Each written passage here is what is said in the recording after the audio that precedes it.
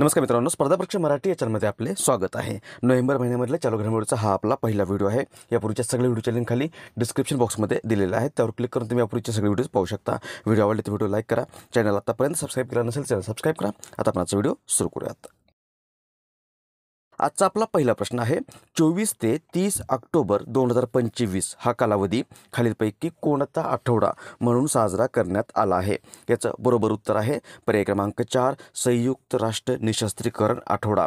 संयुक्त राष्ट्र निशस्त्रीकरण आठवडा हा दरवर्षी 24 ते 30 ऑक्टोबर या कालावधीमध्ये साजरा केला जातो। हा आठवडा संयुक्त राष्ट्र किंवा युनायटेड नेशन्सकडून जागतिक शांतता आणि सुरक्षितता वाढवण्यासाठी निशस्त्रीकरणाच्या महत्त्वाबद्दल जागरूकता निर्माण करणे, अणुबॉम्बसारखी प्रचंड विध्वंसक शस्त्रे आणि सामान्य शस्त्रे कमी करण्यासाठी प्रोत्साहन देणं आणि जागतिक शांततेच्या दिशेनं चर्चा, शिक्षण आणि सहकार्याला चालना देणे या उद्देशाने साजरा करण्यात येतो। आणि याची सुरुवात झालेली आहे 1978 किंवा 1978 या वर्षामध्ये। उत्तर असेल पर्याय क्रमांक 4 संयुक्त राष्ट्र निशस्त्रीकरण आठवडा।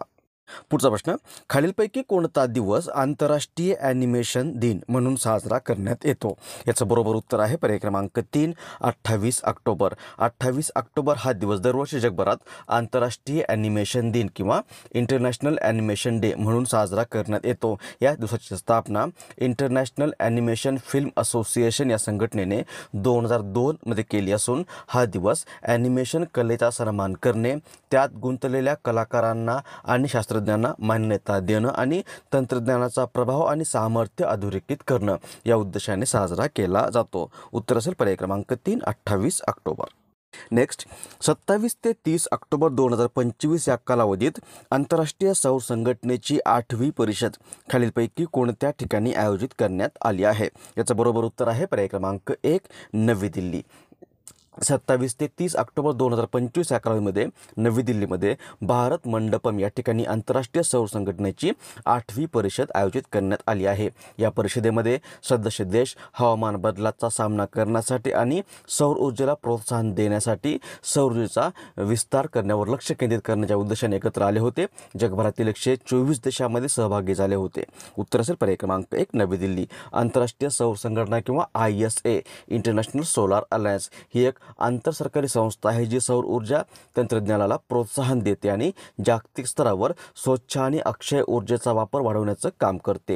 हिची स्थापना झालेली आहे 2015 मध्ये भारत आणि फ्रान्सच्या पुढाकाराने। या संघटनेचं मुख्यालय आहे भारतामध्ये हरियाणामध्ये गुरुग्राम या ठिकाणी आणि सध्या आशिष खन्ना हे या संघटनेचे किंवा आंतरराष्ट्रीय सौर संघटनेचे महासंचालक आहेत।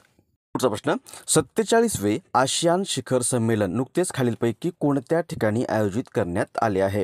याचं बरोबर उत्तर आहे पर्याय क्रमांक 2 कोलालंपूर। 47वी आशियान ही संघटना आहे। आशियान शिखर संमेलन किंवा आशियान शिखर परिषद नुकतीच 26 ते 28 ऑक्टोबर 2025 या कालावधीमध्ये मलेशियामध्ये कोलालंपूर या ठिकाणी आयोजित करण्यात आली आहे। यात विविध देशाचे नेते एकत्र आले होते आणि यात प्रादेशिक तसंच जागतिक स्तरावरील अनेक महत्त्वाच्या मुद्द्यावर चर्चा झालेली आहे। भारताचे पंतप्रधान नरेंद्र मोदी हे देखील या परिषदेमध्ये व्हर्च्युअली सहभागी झाले होते। ASEAN ASEAN association of south east Asian nations किंवा मराठीमध्ये दक्षिण पूर्व आशियाई राष्ट्रांची संघटना या संघटनेची स्थापना झालेली आहे 8 ऑगस्ट 1967 या दिवशी। ही दक्षिण पूर्व आशियातील 10 स्वतंत्र देशांची संघटना आहे, ज्यामध्ये Indonesia, Malaysia, Philippines, Singapore, Thailand, Brunei, Vietnam, Laos, Myanmar आणि कंबोडिया या देशांचा समावेश आहे। आणि या संघटनेचा उद्देश आहे सदस्य देशांमधील आर्थिक, राजकीय आणि सामाजिक स्थिरतेला प्रोत्साहन देणे। उत्तर असेल पर्याय क्रमांक 2 कोलालंपूर। नेक्स्ट, राष्ट्रीय विज्ञान पुरस्कार 2025 अंतर्गत खालीलपैकी कोणाला विज्ञान रत्न पुरस्कार देण्यात आला आहे? याचं बरोबर उत्तर आहे पर्याय क्रमांक 2 जयंत नारळीकर किंवा जयंत विष्णू नारळीकर यांना भारतातील विज्ञान क्षेत्रात किंवा राष्ट्रीय विज्ञान पुरस्कार जे आहेत ते भारत सरकारकडून विज्ञान, तंत्रज्ञान आणि नवोपक्रमाच्या क्षेत्रातील व्यक्तींना दिले जाणारे सर्वोच्च सन्मान किंवा सर्वोच्च पुरस्कार आहेत। हे 4 श्रेणीमध्ये दिले जातात। त्यामधली पहिली श्रेणी आहे विज्ञान रत्न, दुसरा आहे विज्ञान श्री, तिसरा आहे विज्ञान युवा आणि चौथा आहे विज्ञान टीम. यातील विज्ञान रत्न हा भारताचा विज्ञानातील सर्वोच्च पुरस्कार म्हणता येईल. हा पुरस्कार यावर्षी 2025मध्ये जयंत नारळीकर यांना मरणोत्तर जाहीर झालेला आहे. जयंत नारळीकर हे एक भारतीय खगोलशास्त्रज्ञ व लेखक आहेत.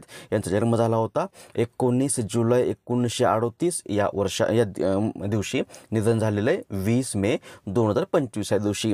या जयंत नारळीकर यांना यापूर्वी 1965मध्ये पद्मभूषण, 2005मध्ये पद्मविभूषण, 2010मध्ये महाराष्ट्र भूषण हे पुरस्कार देखील मिळालेले आहेत. आणि यावर्षी 2025चा यांना हा विज्ञान रत्न पुरस्कार जो आहे तो मरणोत्तर देऊन सन्मानित करण्यात आलेला आहे. त्यामुळे पर्याय क्रमांक 2 जयंत नारळीकर हे याचं बरोबर उत्तर असेल. पुढचा प्रश्न, फिडे विश्वकप 2025चे आयोजन खालीलपैकी कोणत्या ठिकाणी करण्यात येणार आहे? याचं बरोबर उत्तर आहे पर्याय क्रमांक 2 गोवा. फिडे विश्वकप 2025 आयोजन जे आहे ते गोव्यामध्ये 30 ऑक्टोबर ते 27 नोव्हेंबर 2025 या कालावधीमध्ये करण्यात आलेला आहे. फिडे विश्वकप ही बुद्धिबळ या खेळातील एक प्रमुख आंतरराष्ट्रीय स्पर्धा आहे. यावर्षी स्पर्धा भारतामध्ये गोवा या ठिकाणी 30 ऑक्टोबर ते 27 नोव्हेंबर 2025 या कालावधीमध्ये आयोजित करण्यात आली असून यामध्ये जगभरातील एकूण 206 खेळाडू सहभागी झालेले आहेत. यापूर्वी ही स्पर्धा 2002मध्ये भारतामध्ये झाली होती. इथे फिडेचा उल्लेख आलेला आहे. फिडे म्हणजे जागतिक बुद्धिबळ महासंघ. फिडेची स्थापना झालेली आहे 20 जुलै 1924 या दिवशी. मुख्यालय लुसाने, स्वित्झर्लंड. सध्या अध्यक्ष आहेत अकाडी डोकोविच आणि उपाध्यक्ष आहेत भारताचे विश्वनाथन आनंद. नेक्स्ट, खालीलपैकी कोणता दिवस जागतिक दृकश्राव्य वारसा दिन म्हणून साजरा करण्यात येतो किंवा world audio visual heritage day म्हणून साजरा करण्यात येतो? याचं बरोबर उत्तर आहे पर्याय क्रमांक 2 27 ऑक्टोबर. 27 ऑक्टोबर हा दिवस ध्वनिमुद्रित आणि दृकश्राव्य दस्तऐवजांचं महत्त्व आणि त्यांचं जतन याविषयी लोकांमध्ये जागरूकता वाढवणे या उद्देशाने युनेस्को या संघटनेकडून दरवर्षी जागतिक दृकश्राव्य वारसा दिन म्हणून साजरा केला जातो. पर्याय क्रमांक 2 27 ऑक्टोबर हे याचं बरोबर उत्तर असेल. नेक्स्ट, खालीलपैकी कोणता दिवस राष्ट्रीय एकता दिन म्हणून साजरा करण्यात येतो? उत्तर आहे पर्याय क्रमांक 4 31 ऑक्टोबर. 31 ऑक्टोबर हा भारताचे माजी उपपंतप्रधान आणि गृहमंत्री सरदार वल्लभभाई पटेल यांच्या जयंतीनिमित्त 2014 पासून भारतामध्ये दरवर्षी राष्ट्रीय एकता दिन म्हणून साजरा करण्यात येतो. सरदार वल्लभभाई पटेल यांनी किंवा यांचं 550हून अधिक संस्थानांचं भारतामध्ये विलीनीकरण करण्यामध्ये महत्त्वाचं योगदान आहे. त्यांच्या कार्याचा गौरव करण्यासाठीच भारत सरकारने 2014मध्ये हा दिवस साजरा करण्याची घोषणा केलेली होती. उत्तर असेल राष्ट्रीय एकता दिवस हा दरवर्षी पर्याय क्रमांक 4 31 ऑक्टोबर या दिवशी साजरा केला जातो. नेक्स्ट, भारताचे सध्याचे सरन्यायाधीश BR गवई यांनी न्यायमूर्ती सूर्यकांत यांची भारताचे पुढील सरन्यायाधीश म्हणून नियुक्ती करण्याची शिफारस केली आहे. न्यायमूर्ती सूर्यकांत हे भारताचे कितवे सरन्यायाधीश असणार आहेत? याचं बरोबर उत्तर आहे पर्याय क्रमांक 3 53. भारताचे सध्याचे सरन्यायाधीश BR गवई यांनी न्यायमूर्ती सूर्यकांत यांची भारताचे पुढील सरन्यायाधीश म्हणून नियुक्ती करण्याची शिफारस केली आहे. सर्वोच्च न्यायालयातील दुसरे सर्वात वरिष्ठ न्यायाधीश असलेले हे न्यायमूर्ती सूर्यकांत 24 नोव्हेंबर 2025 रोजी भारताचे 53वे सरन्यायाधीश म्हणून पदभार स्वीकारतील आणि सध्याचे सरन्यायाधीश BR गवई हे 23 नोव्हेंबर या दिवशी सेवानिवृत्त होणार आहेत. या न्यायमूर्ती सूर्यकांतचा कार्यकाल 15 महिन्याचा असेल. 9 फेब्रुवारी 2027 पर्यंत ते त्या पदावर राहणार आहेत. उत्तर असेल पर्याय क्रमांक 3 53. नेक्स्ट, केंद्र सरकारने खालीलपैकी कोणाची नुकतीच 8व्या वेतन आयोगाच्या अध्यक्षपदी नियुक्ती केली आहे? याचं बरोबर उत्तर आहे पर्याय क्रमांक 1 रंजना प्रकाश देसाई. रंजना प्रकाश देसाई या सर्वोच्च न्यायालयाच्या माजी न्यायाधीश तसंच सीमांकन आयोगाच्या माजी अध्यक्ष आहेत आणि यांची आता केंद्र सरकारने नुकतीच 8व्या वेतन आयोगाला मंजुरी दिलेली आहे आणि या केंद्र सरकारने 8व्या वेतन आयोगाच्या अध्यक्षपदावर रंजना प्रकाश देसाई यांची नियुक्ती केलेली आहे. यांच्यासोबतच पंकज जैन जे पेट्रोलियम आणि नैसर्गिक वायू मंत्रालयात सचिव आहेत यांची सदस्य सचिव म्हणून नियुक्ती केलेली आहे 8व्या वेतन आयोगामध्ये आणि IIM बंगळुरूचे प्राध्यापक पुलक घोष यांची सदस्य म्हणून नियुक्ती करण्यात आलेली आहे. अध्यक्ष असतील या रंजना प्रकाश देसाई. पर्याय क्रमांक 1. प्रश्न, खालीलपैकी कोणता दिवस जागतिक शहरे दिन म्हणून साजरा करण्यात येतो? याचं बरोबर उत्तर आहे पर्याय क्रमांक 4, 31 ऑक्टोबर. 31 ऑक्टोबर हा दिवस जागतिक शहरीकरणामध्ये आंतरराष्ट्रीय समुदायाला प्रोत्साहित करणे आणि जगभरातील शाश्वत नागरी विकासासाठी हातभार लावणे या उद्देशाने संयुक्त राष्ट्राने 2013मध्ये जागतिक शहरे दिन म्हणून साजरा करण्याची घोषणा केली होती. तेव्हापासून दरवर्षी हा दिवस जागतिक शहरे दिन म्हणून साजरा करण्यात येत आहे आणि यावर्षी हा दिवस पीपल सेंटर्ड स्मार्ट सिटीज या थीमखाली साजरा करण्यात आलेला आहे. यानंतर आजचा प्रश्न, ज्याचं उत्तर तुम्हालाच खाली कमेंट्समध्ये द्यायचं आहे. प्रश्न आहे, खालीलपैकी कोणता दिवस जागतिक शिक्षक दिन म्हणून साजरा करण्यात येतो? ऑप्शन्स आहेत 4 ऑक्टोबर, 5 ऑक्टोबर, 6 ऑक्टोबर आणि 7 ऑक्टोबर. याचा बरोबर तो तुम्हालाच खाली कमेंट्समध्ये द्यायचं आहे.